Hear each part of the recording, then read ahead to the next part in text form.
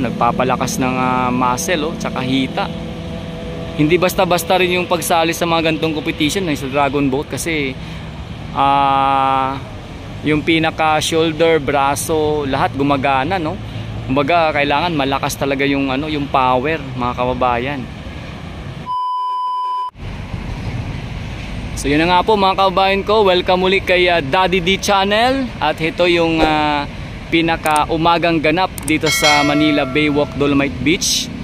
Kung makikita ninyo, talagang nag-stretching or nagre-ready na itong ating mga paddlers na sumasali sa mga dragon boat competition. At for sure bukas maganda na naman ang magiging kaganapan dito, no. So ayan sila sa ngayon. Todo ensayo, stretching, ayan, no, nagpapalakas ng kanilang mga muscle, hita, ayun, no. So yan po yung umagang ganap dito ngayong araw sa Manila Baywalk Dolomite Beach. At sa may dulo may nag-start na, no, na sumakay sa kanilang mga dragon boat. So dito naman sa may Dalampasigan, ayan, no, talagang ini-enjoy ng mga namamasyal dito, no. Lalong-lalo na yung mga nagtatamsa sa dagat dyan, no. At yung dito, yung simoy ng hangin na napakabango, mga kabayan ko. Ang sarap amuyin, no? Sa dulo, oh. Tingnan nyo po ang ating mga kabayan na mga namamasyal dyan. Dami nila, oh.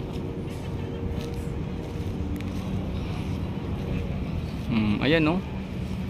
Makikita natin sa may mismong Dalampasigan ng mga ginagawa natin mga kabayan. Talagang ini-enjoy ang kanilang dito, pagpunta or pagpasyal talaga, mga kabayan ko. At ayan na nga, dito tayo sa may mga ating paddlers. Ayan, no, papalakas ng kanilang mga ganyan pala, mga kabayan ko. Tingnan nyo, atin silang atin munang ipakita sa inyo, mga kabayan ko, yung ganap dito ngayong araw. At ito nga, bali mukhang ready na sila para bukas. Ayan, no, mukhang marami yung sasali bukas, kasi nakita natin maraming tent na nakalatag na, mga kababayan ko, no. Ayan, no, nagpapalakas ng muscle, tsaka hita. Hindi basta-basta rin yung pagsali sa mga gantong competition sa dragon boat, kasi yung pinaka shoulder, braso, lahat gumagana, no. Kumbaga kailangan malakas talaga yung yung power, mga kababayan. Ayun, lalong pagsagwan, no, yung pagsagwan, no. Yun, no, tingnan nyo. Ganyan. So marami tayong aabangan, mga kababayan ko.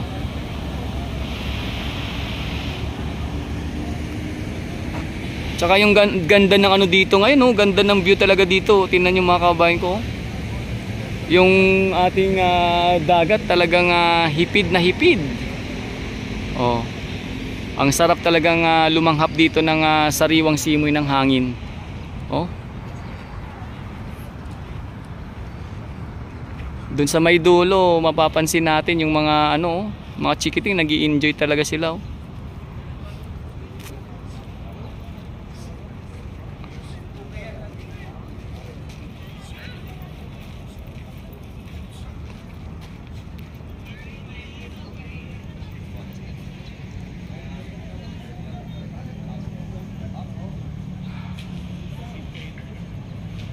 Ayan.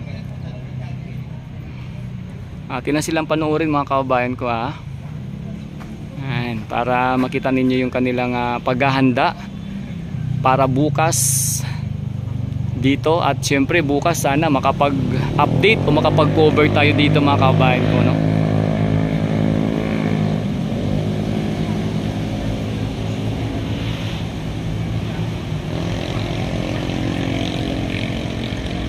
Talaga mabuti talaga merong gantong gantong nangyari dito sa Manila Baywalk Dolomite Beach, or nagkaroon ng gantong isa sa pasyalan, no, na kung saan talagang heto makikita mo yung mga gantong activity, di ba?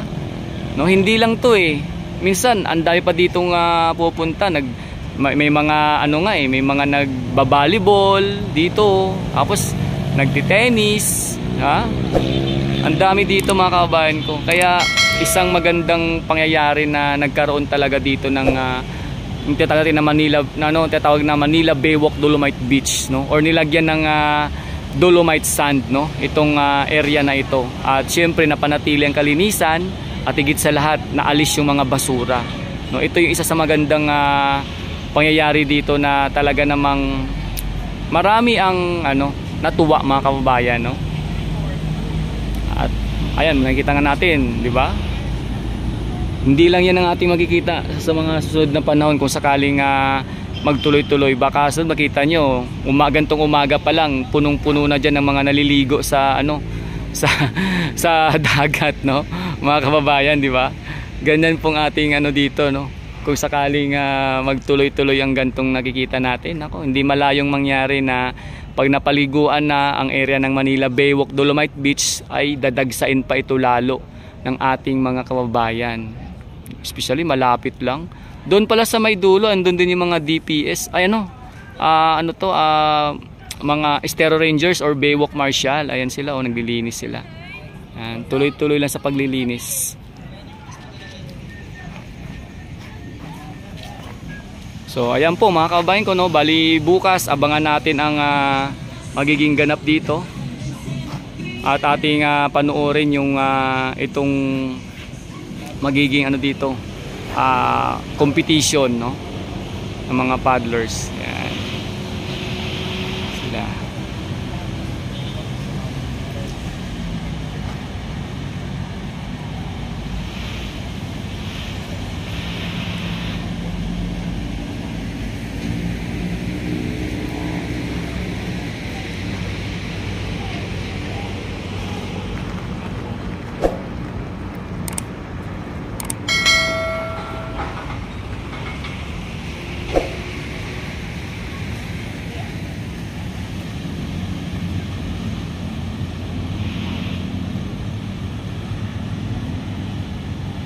Ayun pa yung iba, oh.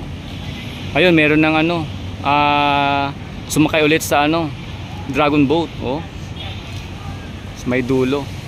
Tapos meron na nagsisimula yung sa may iba pa, yun, oh. Ang dami nila. Ang dami nila ngayon dito, oh. Oh, iba malalayo ng iba, yun, oh. Ay, hindi natin ma-zoom mga kabayan ko kasi medyo malayo-layo, eh. Pero ayan sila, oh.